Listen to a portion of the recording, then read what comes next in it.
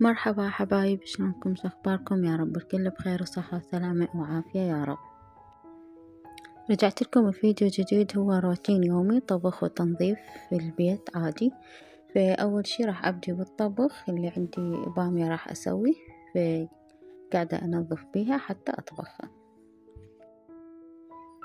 على ما تنحمس شوي البامية فخلي أقصص الطرشي. هذا الطرشي أنا وياه قصة عشق لا تنتهي، كلش أحبه.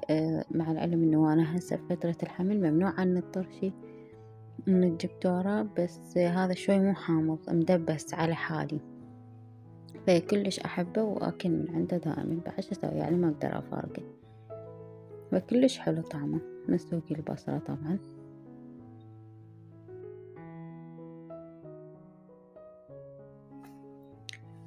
وهنا همات على ما يكمل الطبخ، فهو هسه على النار أسوي لي كم شغلة. هنا كانت عندي جراجف مثل الأطفال فخليتهم بالغسالة، راح أخليها تنتس ماي وأفرهم. ضفت عليهم تايت وراح أضيف عليهم شوي ديتول، لأن تعرفون يعني بعد فراش أطفال يدوسون عليه، ومرات أحيانا حتى ياكلون عليه يوقع عليه شي، فراح أضيف عليه شوي ديتول وشوي معطر ملابس.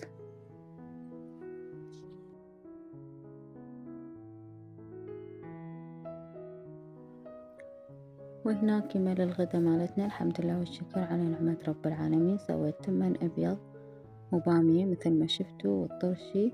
وهنا كانت عندي مرقة شبسي، طبعا هاي بايتة المرقة بس حميتها على مود لا تبقى، وخضرة ورقي. والحمد لله والشكر على نعمة رب العالمين، رب يدومها إن شاء الله ويطعم كل جائع يا رب.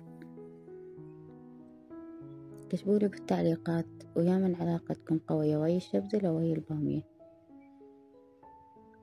وهنا أكيد بهذا الجو الحار فسويت عصير خوخ العفو، فشوي نبرد على قلبنا.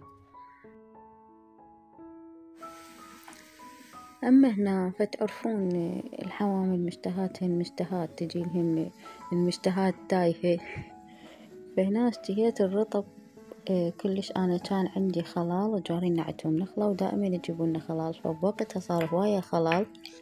خليت قسم من عنده بهاي السلة وغطيته بهاي يعني القطع السيليكون ومخليته بالمجمدة. اليوم اشتهيته كلش، طلعته وخليته شوي يذوب. هو ما باقي خلال يعني مرطب، صاير رطب بس طعمه زين يعني حلو، ما بيشي. أكلت من عنده يعني وفى بالغرض والحمد لله والشكر. وبعد ما كملت غدانا وكملت كل شي قعدت أسوي كليجة. طبعا طريقة الكليجة هاي أنا اللي مسويتها منزلتها فيديو، راح أترك لكم الرابط بصندوق الوصف أو بأول تعليق. الفيديو موجود، كلش يعني طعمها طيب وحلوة. أنا خلصت هاي أول صينية على شكل وردات. طبعا أنا من أسوي كليجة أسوي بس بالتمر، لأن لا أنا ولا زوجي ولا أطفالي ناكل غير شي إلا التمر، فما أسوي يعني غير شي وتبقى حرامات، فأسويها كلها بالتمر. وهاي الصينية الثانية سويت النقشة بالقالب، وهذا شكلها النهائي بعد ما طلعتها. طبعا ما دهنتها بيض لأن تلعب نفسي يعني من البيض، دهنتها بس بحليب. هذا كان شكلها.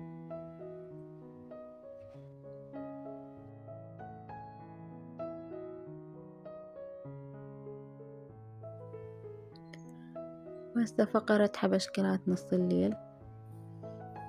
خليت صينية أو صحن كيفكم شنو تسمونه، عنب وخوخ وآلو وكرز. الكرز كلش أحبه يعني فاكهتي المفضلة الكرز، فراح أخليهن كلهن سوا أرتبهن. وهنا هاي قطع ثلج على شكل فواكه، موجودة عند محلات أبو ألف أتذكر مشتريتها منهم. خليها ببطنها ماي وخليها بالفريز تجمد، من أريد أستخدمهم بالعصير بالفواكه. همات شكلها حلو وهمات يعني تجمد هي ثلج. فهذا شكل الصحن. وراح نختم يومنا نص الليل. طبعا هسه الوقت الإضاءة مو كلش قوية لأن كلش بالليل. وي مطعم الكلحة، حبينا نجرب اليوم لفاتة. طبعا دائما من يجي زوجي نص الليل هو يجي من شغله، العفو، فمن يسألني شنو أجيب أقول له لفة قبل، خاصة هاي الفترة اللي حبيت بيها لأن ما أعرف نص الليل أجوع، فهو يجي جوعان فعل باهس وياه. المهم فحبينا اليوم نجربها مثل ما شايفين، يعني الصمونة مالتها مدورة هم مسويها وبطنها لهانة وشوي جزر، يعني كان طعمها كلش طيب. وبس والله حبايب، هذا كان كل شي الفيديو اليوم، فيديو بسيط وسريع وروتين بسيط، فأتمنى ما تنسوني باللايك والاشتراك وتفعيل زر الجرس.